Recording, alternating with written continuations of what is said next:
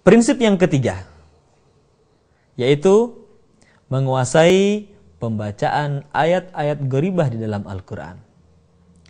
Yang pertama, menguasai pembacaan huruf-huruf muqatta'ah, atau sering disebut pula sebagai mafatihus suwar, karena fungsinya sebagai pembuka dari setiap surat. Seperti misalkan pembacaan awal surat Al-Baqarah, awal surat Ali Imran, surat Toha, surat Yasin, surat Maryam, dan lain sebagainya. Mari kita pelajari langkah-langkah praktis di dalam metode QRQ untuk membaca huruf-huruf muqatta'ah berikut ini. Langkah yang pertama, sebutkan huruf demi huruf tanpa menggunakan harokat, seperti alif, lam, mim, kaf, ha, ya, ain, shad, dan lain sebagainya. Kemudian langkah yang kedua, huruf-huruf nun, qaf, shad, ain, sin, lam, kaf, dan mim, atau sering disingkat menjadi sebuah kalimat naqussu asalukum yang memiliki bunyi akhiran. Suara kita panjangkan.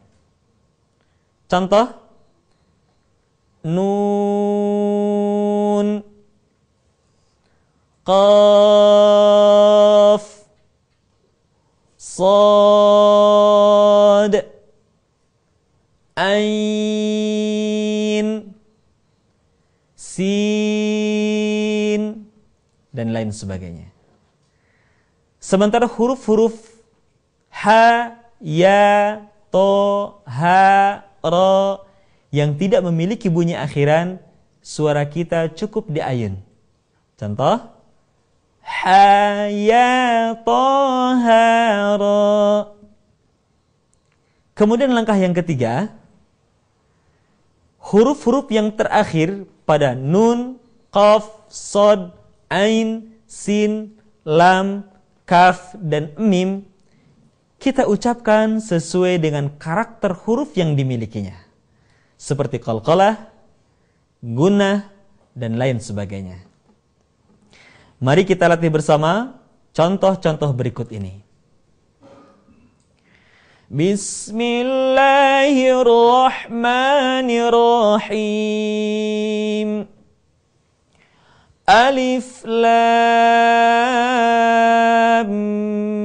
mim. Dzalikal kitabu la raiba fihi hudan lil muttaqin. Bismillahirrahmanirrahim. Yasin wal Qur'anil Hakim. Bismillahirrahmanirrahim. Kaf, ha, ya, ain, sad. Dzikru rahmati rabbika abdahu Zakariya.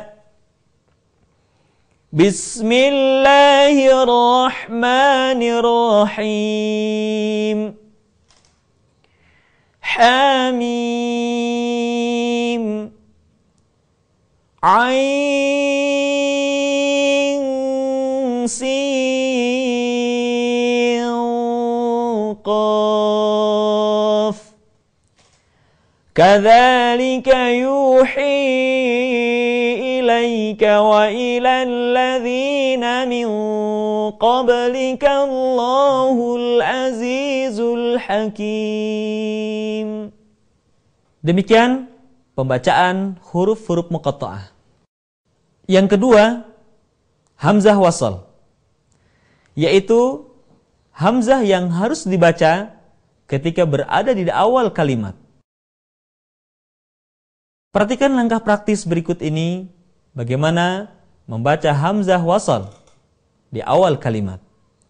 Yang pertama, hamzah wasal dibaca dengan harokat a manakala diikuti oleh huruf lam.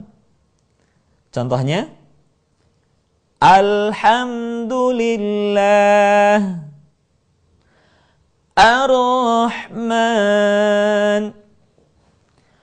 At-Taghabun. Kemudian yang kedua, hamzah wasal dibaca u. Kalau tidak diikuti lam, kemudian kita mendapatkan harokat hidup yang pertama pun bunyinya u. Contoh, Ud'u ila sabili rabbik, usluk. Dan yang ketiga, hamzah wasal dibaca dengan harokat kasrah manakala tidak ada unsur pertama yaitu lam dan unsur yang kedua yaitu huruf yang pertamanya bukanlah u. Maka kemudian hamzah wasal dibaca dengan harokat i. Contoh, Ihdinas siratal mustaqim, Irji'i ila rabbik, Ittakhadhu aymanahum. Kecuali pembacaan pada surat Al-Ahqaf ayat 4 yang semestinya u'tuni dibaca ituni. Tetapi hal ini hanya berlaku kalau hamzah wasal berada di awal kalimat. Akan tetapi kalau di tengah-tengah kalimat maka hamzah wasal tidak dibaca. Perhatikan contoh surat Al-Ahqaf ayat 4 berikut ini. Qul ara'aytum ma tad'una min dunillahi aruni madza khalaqu minal ardi am lahum syirkun fis samawati ituni bikitabim min qabli hadza aw asaratin min ilmin in kuntum sadiqin. Yang ketiga, nun wiqayah, yaitu nun yang dibaca dengan harokat kasrah manakala kita menemukan huruf yang berharokat tanwin bertemu dengan hamzah wasal. Contoh, yauma idzin bertemu dengan al-masaq, dibaca bukan yauma idzil akan tetapi yauma idzinil masaq. Atau kalau kita perhatikan di dalam surat Al-Ikhlas, Qul huwallahu ahad diakhiri dengan harokat tanwin, ahadun, bertemu dengan lafaz Allah yang diawali dengan hamzah wasal. Ketika ahadun digabungkan dengan lafaz Allah, maka kita harus mengucapkan ahadun menjadi ahaduni. Perhatikan contoh berikut ini. Qul huwallahu ahadunillahus samad. Demikian bagian yang ketiga di dalam prinsip yang ketiga. Yang keempat, ayat-ayat sajadah, yaitu ayat-ayat yang di dalamnya terdapat perintah sujud dari Allah Subhanahu wa taala. Oleh karena itu, kalau kita mendengarkannya atau membaca ayat-ayat sajadah, baik di dalam salat ataupun di luar salat, disunnahkan untuk bersujud terlebih dahulu. Adapun doa yang dicontohkan Rasulullah sallallahu alaihi wasallam ketika melakukan sujud tilawah, Allahumma laka sajadtu wa bika amantu wa laka aslamtu sajada wajhiya lilladzi khalaqahu wa sawwarahu wa syaqqa sam'ahu wa basarahu bihaulihi wa quwwatihi tabarakallahu ahsanul khaliqin. Demikian ayat sajadah. Selanjutnya yang kelima, pembacaan ayat-ayat saktah dalam Al-Quran. Saktah adalah berhenti sejenak tanpa bernafas selama 2 harokat ketika kita membaca Al-Quran. Saktah terdapat di dalam 4 surat di dalam Al-Quran. Yang pertama, surat Al-Kahfi, akhir ayat pertama ketika memasuki ayat kedua. Yang kedua, surat Yasin ayat 52. Yang ketiga, surat Al-Qiyamah ayat 27. Dan yang terakhir, surat Al-Mutaffifin ayat ke-14. Perhatikan contoh saktah berikut ini. Walam yaj'al lahu 'iwaja qayyima. Surat Yasin ayat 52. Ya wailana man ba'athana min marqadina hadza ma wa'ada ar-rahman. Surat Al-Qiyamah ayat 27. Wa qila man raqa. Dan terakhir surat Al-Mutaffifin ayat ke-14.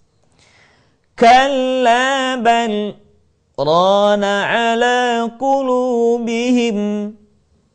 Demikian 4 surat di dalam Al-Quran yang di dalamnya perlu kita saktah.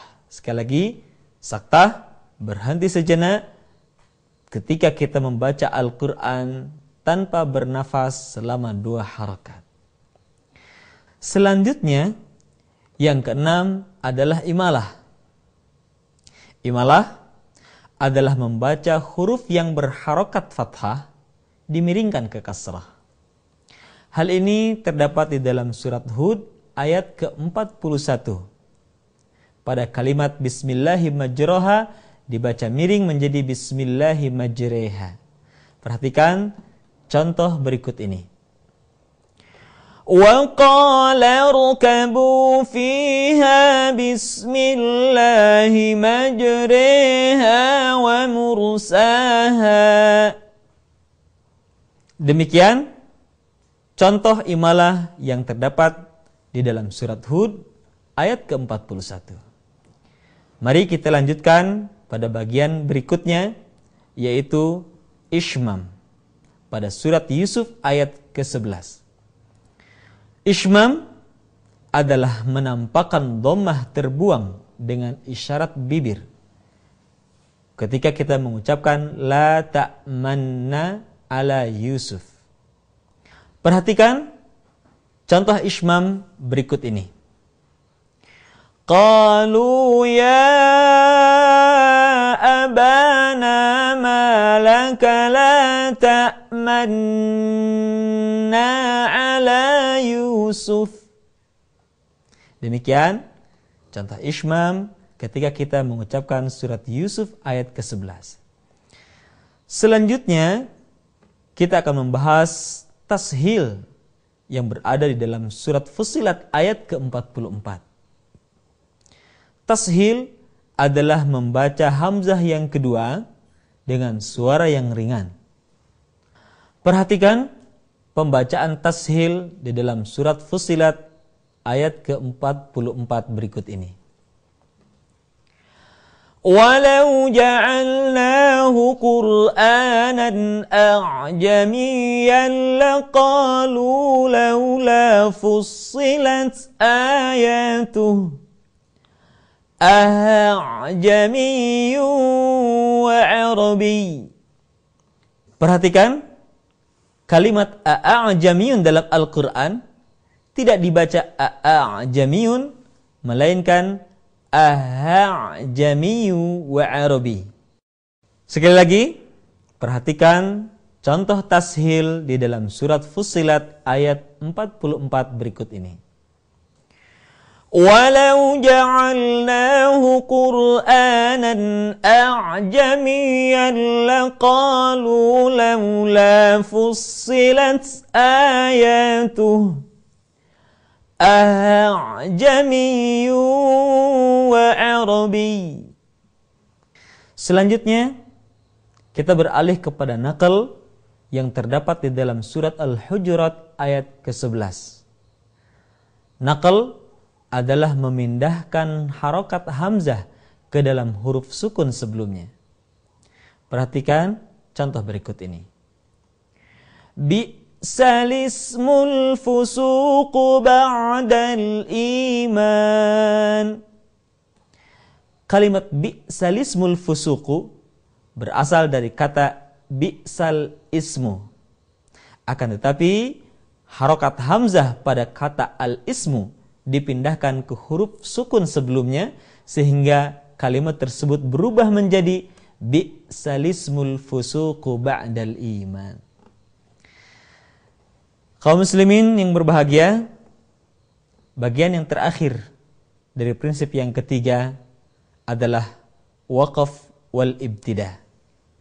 Waqaf adalah berhenti ketika kita membaca Al-Quran, sementara ibtida adalah memulai kembali setelah kita berhenti ketika kita membaca Al-Quran. Berikut kami sampaikan bagaimana langkah-langkah praktis kita berwakaf dan beribtidah ketika kita membaca Al-Quran. Langkah pertama, senantiasa berwakaf di akhir ayat dan melanjutkan ayat berikutnya tanpa mengulang terlebih dahulu. Contoh, wal asr innal insana lafi khusr illa alladhina amanu wa amilus salihati wa tawasaw bil haqqi wa tawasaw bis sabr. Itu langkah pertama di dalam berwakaf. Langkah kedua, kalau kita menemukan ayat yang panjang, maka ikuti saja tanda-tanda wakaf yang telah dituliskan oleh para ulama qiraah. Berhenti di tanda wakaf, maka cara beribtidah atau memulai kembali tanpa harus mengulang terlebih dahulu. Contoh, Dzalikal kitabu la raiba fihi hudan lil muttaqin. Seluruh tanda wakaf dalam Al-Quran diperbolehkan berhenti tanpa harus mengulang terlebih dahulu, kecuali satu tanda, yaitu lam alif yang berarti mamnu'u lil waqfi, yaitu dilarang berhenti. Kemudian langkah yang ketiga, ketika kita menemukan ayat yang panjang, kemudian kita juga tidak menemukan ada tanda-tanda wakaf di dalamnya, maka kita berhenti di akhir nafas yang kita miliki. Contoh, Jannatun tajri min tahtihal anhar. Kita berhenti di sini, bukan akhir ayat. Dan tidak ada juga terdapat di dalamnya tanda wakaf. Kita berhenti dengan satu alasan, nafas kita habis. Oleh karena itu, berhentilah di akhir nafas yang terakhir yang kita miliki. Untuk kemudian, kalau kita tidak yakin akan kesempurnaan makna yang dimiliki, maka ulanglah terlebih dahulu satu atau dua kata sebelumnya. Contoh tadi, lahum jannatun tajri min tahtihal anhar. Jannatun tajri min tahtihal anhar khalidina fiha abada. Atau dalam ayat yang lain, alladzina yu'minuna bil ghaibi wa yuqimuna as-salah وَيُقِيمُونَ الصَّلَاةَ وَمِمَّا رَزَقْنَاهُمْ يُنْفِقُونَ. Demikian, kalau kita berhenti di akhir nafas, maka kita lanjutkan sampai kita menemukan tanah wakaf atau kita berhenti di akhir ayat. Demikianlah kaidah-kaidah praktis di dalam berwakaf ketika kita membaca Al-Quran. Memang Al-Quran ketika kita baca dengan baik dan benar, disertai dengan penuh kekhusyuan dan penuh harap kepada Allah Subhanahu wa Ta'ala, Al-Quran memberikan ketenangan, memberikan ketentraman tersendiri dan keasyikan tersendiri bagi kita. Oleh karena itu, berharaplah terus kepada Allah Subhanahu wa Ta'ala agar kita digolongkan oleh Allah Subhanahu wa Ta'ala termasuk hamba-hambanya yang istiqamah bersama Al-Quran, baik membacanya, mengkajinya, menghafalkannya, ataupun mengamalkannya dalam kehidupan kita sehari-hari. Debu-debu pasir, debu-debu dunia. Selamat menikmati hari-hari indah bersama Al-Quran. Assalamualaikum warahmatullahi wabarakatuh.